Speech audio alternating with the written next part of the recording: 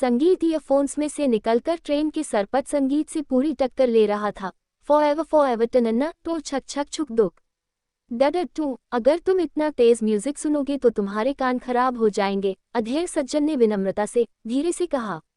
लड़के ने सिर हिला दिया, यह संकेत देते हुए कि पहली बात तो वह कुछ सुन नहीं पा रहा, दूसरे उसे हिंदी नहीं समझ आती। उन्होंने थोड़ी तेज आवाज में अंग्रेजी में कहा, if you will listen loud music your hearing will be damaged. What? उसने तेज आवाज में पूछा और वॉकमैन बंद कर दिया। He is saying you are going to ruin your hearing if you will continue play music so loud. मैं सन्नाटे में जोर से चीख पड़ी। अचानक वे तीनों जोर से हंस पड़े।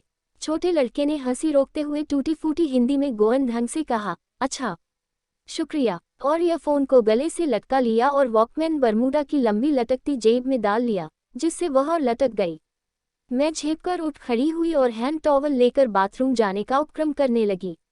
मेरे मुड़ते ही आवाज आई, what fucking concern these oldies have. ये आवाज लड़की की थी। Shut up Lisa, she is right. यह गंभीर आवाज बड़े लड़के की थी। मैं बाथरूम से लौटी तो बड़ा लड़का डेबोनेयर का सेंट स्प्रे देख रहा था। लड़की भी साथ झुकी थी। बीच बीच में बड़े लड़के की धीमी आवाज में की गई किसी टिप्पणी पर वह उसके बाल खींच देती या पीठ पर मुक्का जमा देती। वह अधेड़ सज्जन और उनकी पत्नी अब मेरी ओर सहानुभूति के साथ मुखातिब थे। आपसी परिचय से पता चला कि वे डॉक्टर हैं, उनकी पत्नी अध्यापिका। यह हाल है हमारे देश की युवा पीढ़ी का। यह डॉक्टर साहब कह रहे थे, दिन पर दिन बदतमीज होते जा रहे हैं, संस्कार बचे ही नहीं। उनकी पत्नी ने अपने में मशगूल उस युवा त्रयी को घूर कर देखकर कहा।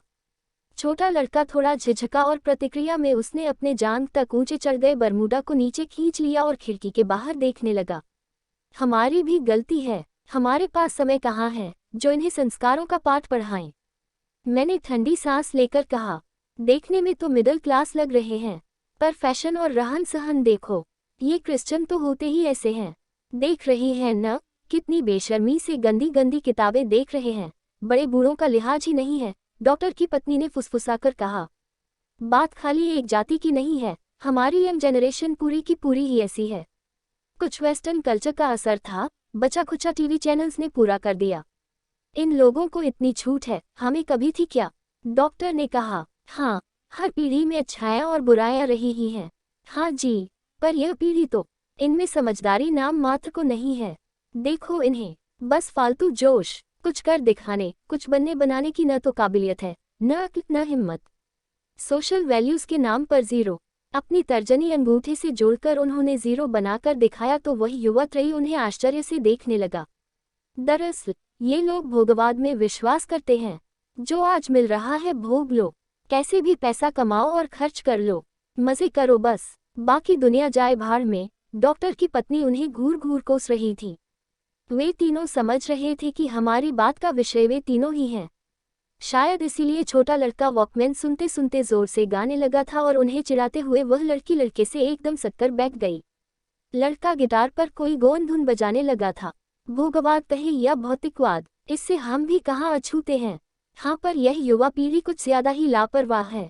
जो भी हो, इन्हीं पर हमारा भविष्य टिका है। भविष्य, ये युवा हमें वृद्धाश्रम के अलावा क्या देंगे? महास्वार्थी है यह पीढ़ी। पहले कभी हमने भारत में वृद्धाश्रमों का नाम तक सुना था। हमारी सास तो आखिर तक हमारी छाती, मेरा मतलब हमारे साथ रहती रही।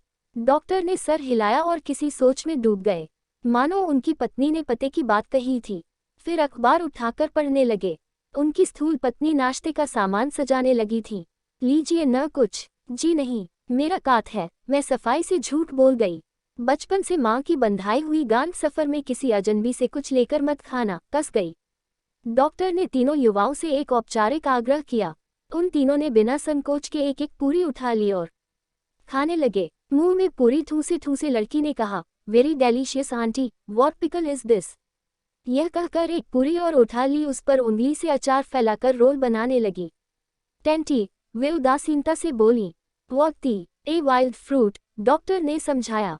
ओह, I thought these are sea fishes eggs. No no, we are pure vegetarians. यह कहकर अध्यापिका महोदया ने अपना टिफिन उनके सामने से खींच लिया और मेरी तरफ मुंह करके खाने लगी। मैं खिड़की से सटकर बैठ गई। क्री किच करके ट्रेन रुक गई।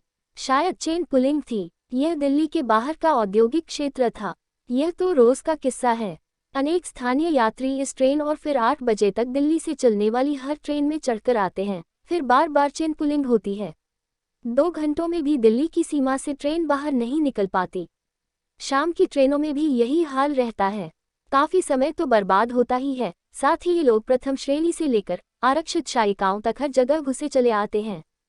फिर यात्रियों के साथ बदतमीजी से पेश आते हैं। कोई लड़की या सुंदर महिला यात्री दिख जाए तो उससे सटकर बैठ जाएंगे। उसके संरक्षक आपत्ति करे तो झगड़ा।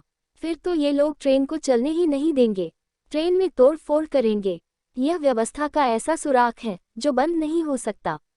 सालों पुराना चलन है। यही देखते देखते मैं युवा से प्रौढ़ हो चली हूँ। आज भी मुझे इन लोगों से डर लगता है।